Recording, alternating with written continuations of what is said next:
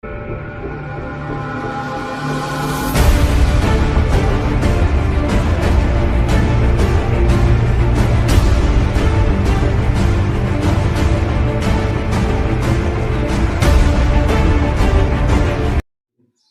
दोस्तों, मेरा नाम सुनील है और मैं आप सभी का हमारे YouTube channel Vinayak classes Pippa city में हार्दिक स्वागत करता हूं। आज हम बात करेंगे कंडीशनल सेंटेंस, जिसका हिंदी में अर्थ होता है शर्त वाले वाक्य। अब देखिए, इसकी डेफिनेशन यानी कि परिभाषा क्या होगी कि जब एक कार्य का होना दूसरे कार्य के होने पर निर्भर हो तो ऐसा वाक्य हमेशा ही कंडीशनल सेंटेंस कहलाएगा। यानी कि जब एक कार्य किसी दूसरे कार्य पर निर्भर हो या जब एक कार्य दूसरे कार्य पर आश्रित हो तो ऐसे वाक्यों को हम कंडीशनल सेंटेंस कहेंगे, या ऐसे वाक्यों में हमेशा ही कंडीशनल सेंटेंस का प्रयोग होगा। अब जैसे हम एक एग्जाम्पल लेते हैं, एग्जाम्पल नंबर 1 है you will succeed comma if you work hard. अब देखिए, तुम्हें सफलता प्राप्त होगी यदि तुम कठिन मेहनत करोगे। अब देखिए यहाँ पर सक्सीड, जिसका अब यहाँ पर ये सक्सीड है वो वर्ब है, जिसका अर्थ होता है कामयाबी प्राप्त करना, सफलता प्राप्त करना या विजय हासिल करना। और इसकी नाउन क्या होगी? सक्सेस, जिसका अर्थ होगा सफलता, विजय, सिद्धि या कामयाबी। अब देखिए, अब आ जाते हैं वापस पहले वाले एग्जाम्पल में। इसका हिंदी अर्थ क्या है कि तुम्हें सफलता प्राप्त होगी कब? यदि तुम कठिन मेहनत करोगे। यानी कि तुम्हारी सफलता प्राप्त होने का कार्य किस पर निर्भर है? तुम्हारी कठिन मेहनत पर। यानी कि जब एक कार्य का होना दूसरे कार्य के होने पर निर्भर हो तो ऐसा वाक्य हमेशा ही कंडीशनल सेंटेंस कहलाएगा। यानी कि तुम्हें सफलता कब प्राप्त होगी? यदि तुम कठिन मेहनत करोगे। यानी कि तुम्हारी सफलता प्राप्त होने का कार्य किस पर निर्भर है? तुम्हारी कठिन मेहनत पर। तो पहले वाले वाक्य में हमारा कंडीशनल सेंटेंस होगा। इसी प्रकार एक और एग्जांपल लेते हैं, लेकिन उससे पहले एक बार आप इसका स्क्रीनशॉट ले लीजिए। इसी प्रकार एक और एग्जांपल लेते हैं, एग्जांपल नंबर 2 है when I calls him comma he will talk me. यानी कि जब मैं उसे कॉल करूंगा तभी वह मुझसे बात करेगा।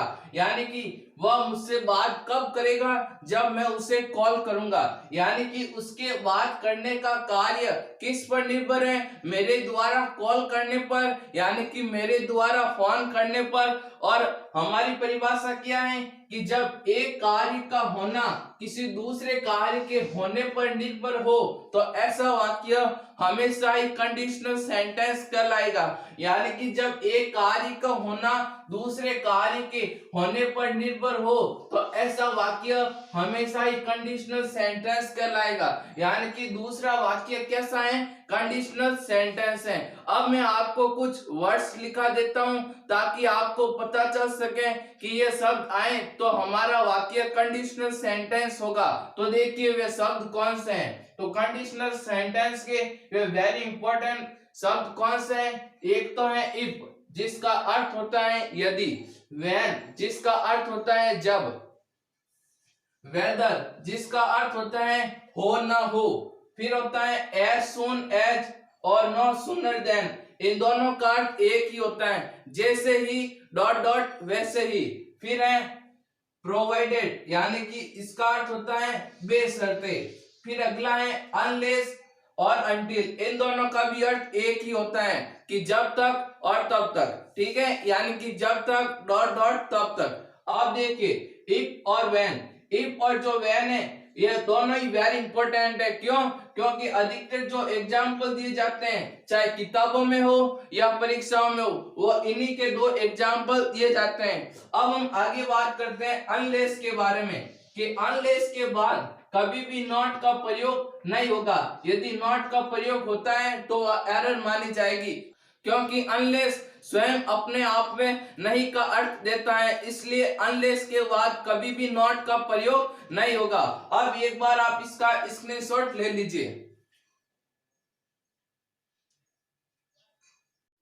अब देखिए, जब कंडीशनल सेंटेंस के शब्द शुरुआत में दे रखे हो, जैसे कि इफ, व्हेन इत्यादि जब वाक्य के शुरुआत में दे रखी हो तब दोनों सेंटेंसों के मध्य कॉमा लगाना बहुत ही जरूरी है, तभी हमारा जो वाक्य है वो कंडीशनल सेंटेंस का माना जाएगा।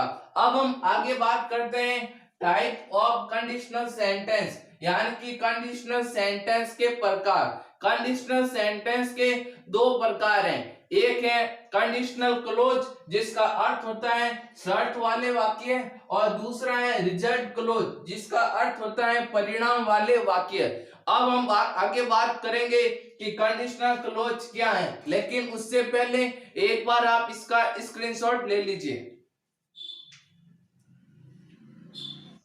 अब देखिए, पहले हम दोनों की परिभाषा पढ़ लेते हैं, फिर साथ में ही दोनों के एग्जाम्पल समझ लेंगे ताकि आपको जल्दी से समझ में आ सके।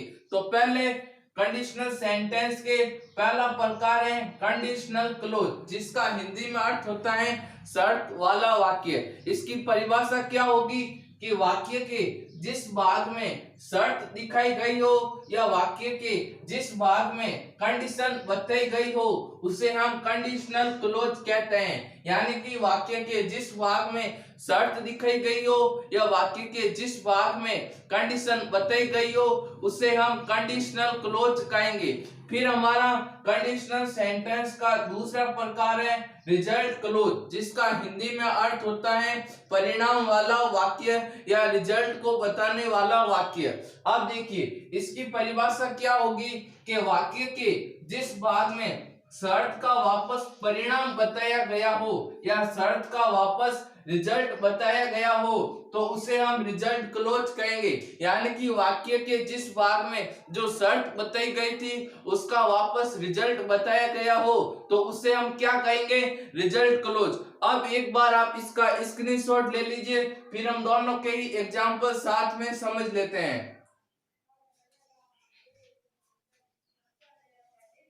अब देखिए, इन दोनों परिभाषाओं को और भी अच्छी तरीके से समझने के लिए हम कुछ एग्जाम्पल्स लेते हैं। जैसे एग्जाम्पल्स नंबर 1 है if I request him he will help me.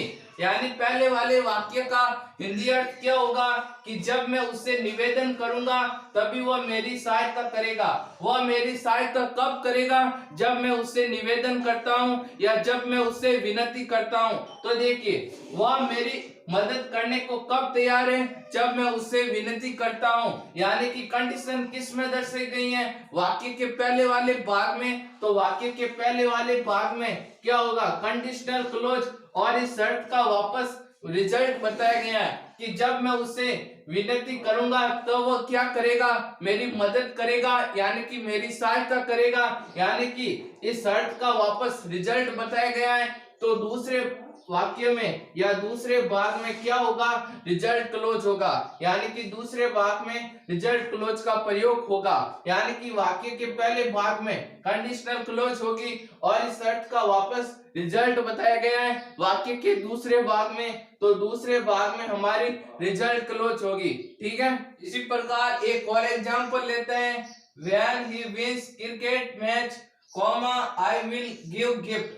अब इस देखिए, दूसरे वाक्य का हिंदी अर्थ क्या होगा कि जब वह क्रिकेट में जीतेगा तब मैं उसे गिफ्ट दूंगा। यानी कि मैं उसे गिफ्ट कब दूंगा, जब वह क्रिकेट में जीतेगा। तो मेरी शर्त क्या है, मैं उसे गिफ्ट कब दूंगा, इसकी शर्त क्या है कि जब वह क्रिकेट में जीतेगा तभी मैं उसे गिफ्ट दूंगा। यदि हार गया तो उसे कुछ नहीं मिलेगा। यानी कि शर्त किस में है, वाक्य के पहले भाग में कि जब वह क्रिकेट में जीतेगा। वाक्य के पहले भाग में क्या है, कंडीशन बताई गई है, तो वाक्य के पहले भाग में क्या होगा, कंडीशनल क्लोज यानी कि शर्त वाला वाक्य। तो वाक्य के पहले भाग में क्या होगा, कंडीशनल क्लोज, और इसका वापस रिजल्ट क्या बताया गया कि जब वह क्रिकेट में जीता है तब मैं उसे गिफ्ट दूंगा।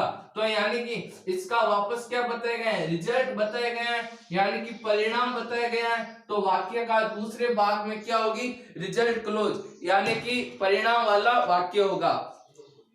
अब देखिए, जब सेंटेंस में प्रॉमिस यानी कि वादा का भाव हो तब विल का प्रयोग होता है, अन्यथा आई के साथ हमेशा ही शैल का प्रयोग करेंगे। यानी जब वाक्य में प्रॉमिस का भाव हो या जब वाक्य में वादा का भाव हो तब हमेशा ही विल का प्रयोग होगा, अन्यथा सब्जेक्ट आई के साथ शैल का प्रयोग होता है। ठीक है, अब देखिए इफ और व्हेन के साथ हमेशा ही कंडीशनल क्लोज आती है, यानी कि इफ और व्हेन के बाद हमेशा ही कंडीशनल क्लोज का प्रयोग होगा, ना कि रिजल्ट क्लोज का। ठीक है, और यदि इफ या व्हेन वाक्य के शुरुआत में है तो वाक्य के पहले भाग में कंडीशनल क्लोज होगी, और यदि इफ या व्हेन वाक्य के मध्य आते हैं तो वाक्य के दूसरे भाग